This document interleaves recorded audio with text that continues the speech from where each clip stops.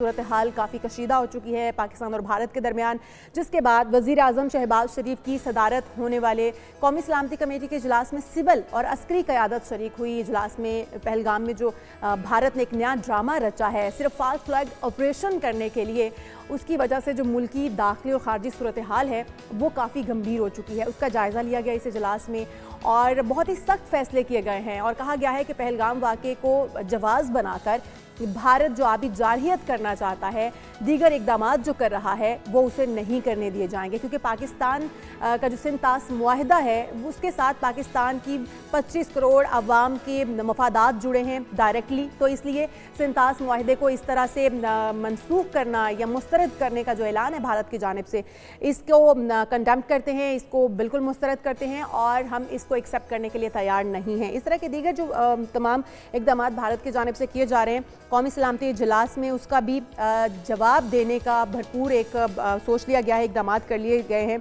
इसके ऊपर हम बात करें, कर्नल रिटायर्ड असद महमूद साहब दिफाई तज्ज़ियाकार हमारे साथ मौजूद हैं। वेलकम टू शो कहेंगे आपको कर्नल साहब। ये जो तमाम तर सूरत हाल इस वक्त हम देख रहे हैं, पाकिस्तान जो है वो ऑलरेडी भारत उसको आइसोलेट करने की काफ़ी कोशिशें कर चुका है और यही नहीं, वो पाकिस्तान के अंदर अपनी टीमें भेजने का मामला हो या पाकिस्तान के अंदर दहशतगर्दी के वाक़यात हों, पाकिस्तान हमेशा बड़ी खुशउस्लूबी से तमाम मामलात को देखता आया है और इस बार भी, इससे पहले भी भारत का वतीरा रहा है कि भारत के अंदर भी कुछ भी हो जाए उसका इल्ज़ाम पाकिस्तान के ऊपर आता है। इस बार पहलगाम का वाक़या आपके सामने है, इसका इल्ज़ाम पाकिस्तान के ऊपर रखा जाना बगैर किसी तहकीकात के, बगैर किसी इंक्वायरी के, क्या ये दुरुस्त तरीका है?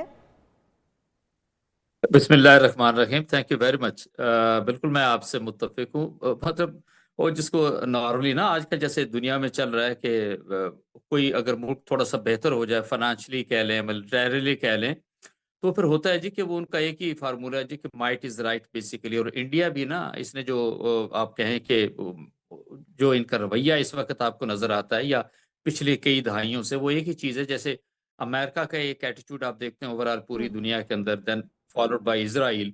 तो ऐसा लगता है कि America, Israel and India almost इनकी जैसे एक तरह का सिलसिला है कि कोई चीज़ होती है या कोई उनके खिलाफ होता है या वो समझते हैं जी कि नहीं हमारे लिए ठीक नहीं है, तो उसके ऊपर एक लिहाज से चढ़ाई कर दौड़ो। एंड अनफॉर्चुनेटली इंडिया भी इसी जोम का शिकार है। और उसी चीज़ के अंदर मैं ये भी ज़रूर कहूँगा आपसे कि अब से एक तो ये हुकूमत चल रही है, इससे पहले की जो कई हुकूमतें गुजरी, तो उनका भी एटीट्यूड ना टुवर्ड्स इंडिया बड़ा ही माजरत खाना मैं आपसे कहूंगा कि रहा है।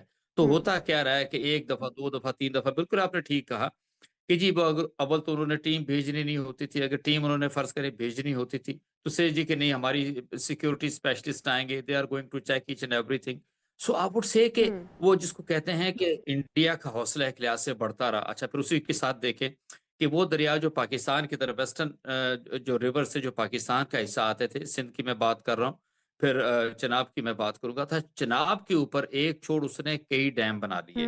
दुरुस्त। नो बट देखें कि बिल्कुल चनाब क्लियर था पहले जो खुश्क हो कि चुका वर्ल्ड है, चनाब में तो इस वक्त पानी नजर ही नहीं आता है और चनाब जी के इर्द बिल्कुल गिर्द ऐसा ही हमारा है ना। चनाब सबसे ज्यादा सैराब करता है फसलों को।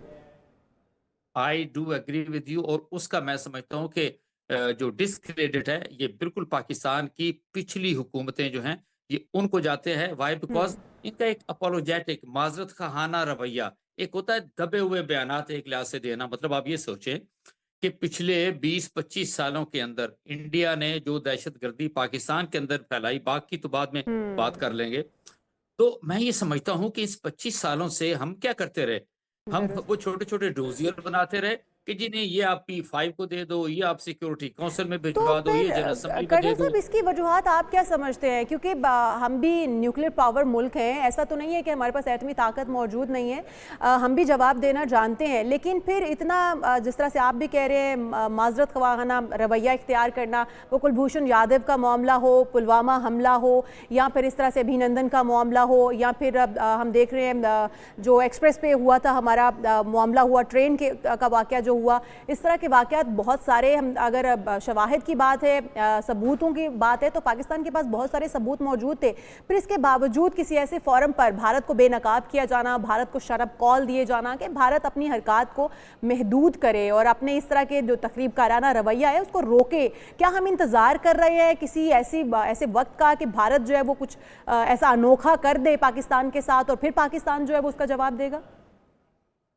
अच्छा, मैं एक आपसे अर्ज करूं, अगर आप इवन मैं समझता हूँ कि किसी की पर्सनल लाइफ को भी आप देखें और आप इर्द गिर्द के लोगों पे नजर दौड़ाएं, तो जिनका ना एटीट्यूड बड़ा सॉफ्ट किस्म का होता है, बड़ा वो डिसेंट तरीके से मिलते हैं, तो ऐसा लगता है कि हर शख्स उनको दबाने की कोशिश करता है। मैं आपसे ये जरूर कहूंगा कि जब हमारा रवैया, जिसको कहते हैं ना एक डिफेंसिव एटीट्यूड के साथ हम रहेंगे, तो बिल्कुल ऐसा ही होगा और ऐसा ही होता रहा। अनफॉर्चुनेटली हमारे फॉरेन ऑफिस को, हमारी फॉरेन मिनिस्ट्री को जिस तरीके से पिछली हुकूमतों में जो उनको रोल प्ले करना चाहिए था, वो बिल्कुल उस तरीके से इख्तियार से उन्होंने नहीं किया। मैं एक छोटी सी बात अर्ज करूं आपसे।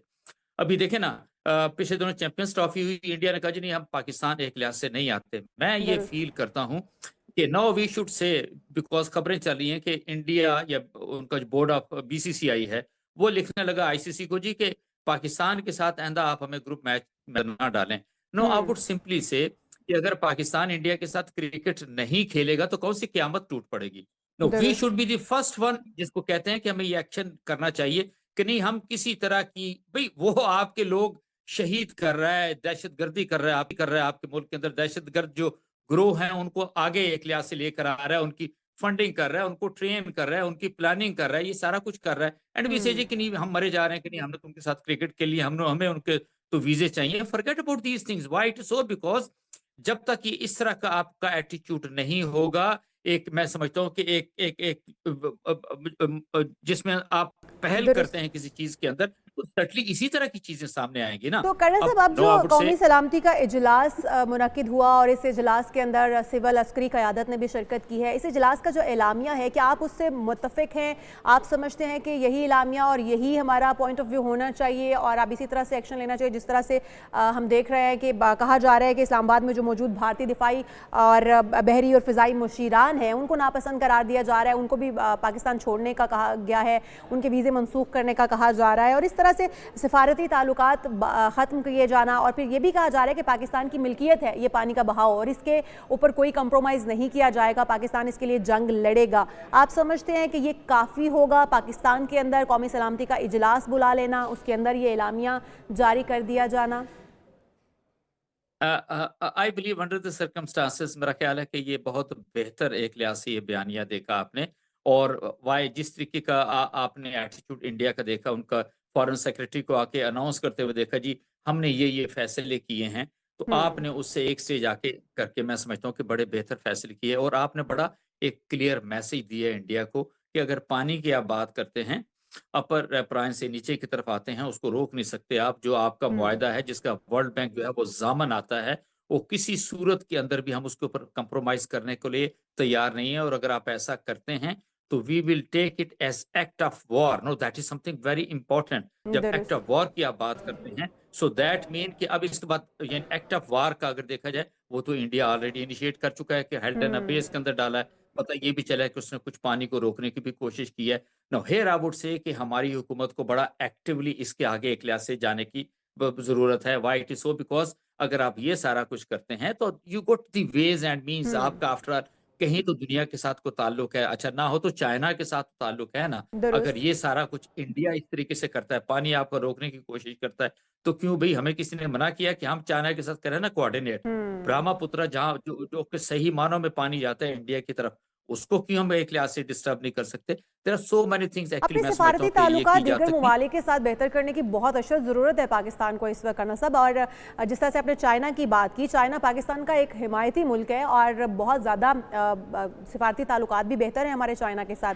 आपने बिल्कुल दुरुस्त बात की कि चाइना को इसके लिए एग्री किया जा सकता है, क्योंकि पहले भी हम देखें तो पाकिस्तान और भारत और चाइना की टसलबाजी तो है, हम उससे फ़ायदा इस वक्त उठा सकते हैं, चाइना भी इससे फ़ायदा भरपूर उठा सकता है, क्योंकि पाकिस्तान अब इस नौबत पर पहुँच चुका है कि डू एंड डाई तंगाई की सिचुएशन में है, क्योंकि पाकिस्तान ने तो ये भी कह दिया कि भारत के साथ जो शिमला मुआहिदा है उस समय जो तमाम दो तरफा मुआहिदे हैं उनको भी मुअत्तल किया जाएगा।